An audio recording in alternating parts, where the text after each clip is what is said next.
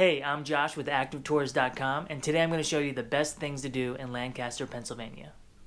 First on the list is to visit Amish Country. There's really two tours that you should consider. The Amish Village provides a glimpse in today's Amish and Mennonite culture in Pennsylvania Dutch country. The house walking tour gives you a great introduction into Amish culture regarding their history, religion, living without electricity, clothing, and lifestyle.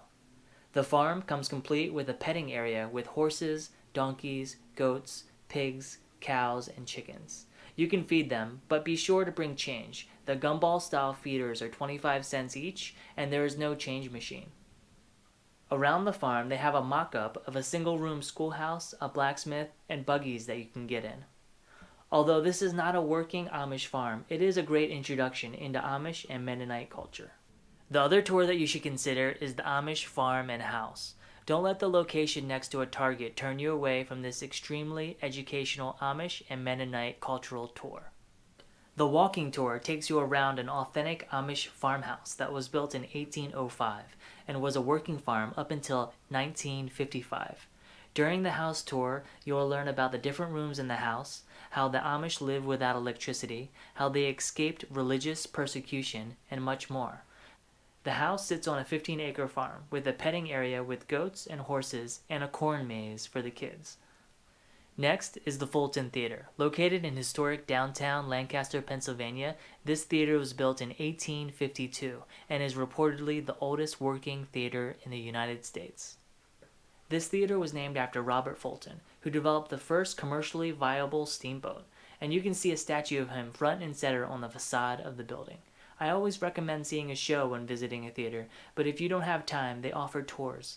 Right around the corner from the Fulton Theater is the Lancaster Central Market, and this place is a must-visit every time you go to Lancaster. Although it is only open on Tuesdays, Fridays, and Saturdays, it has a great selection of prepared foods and fresh local ingredients. I recommend you pick up some local meats, baked goods, horseradish, and scrapple if you're adventurous.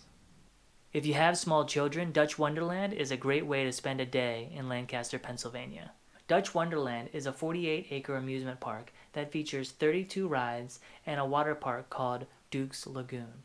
The new roller coaster, Merlin's Mayhem, was a much-needed upgrade to the park's rides. The Strasburg Railroad is a great way to see Amish country. Ride along on this 45-minute narrated tour driven by a real steam locomotive on America's oldest railroad. Next on the list is the American Music Theater, which hosts over 300 Grammy winners, Broadway hits, and other shows.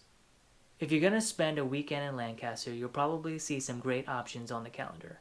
Also, this is one of the few good options for nightlife in sleepy Lancaster.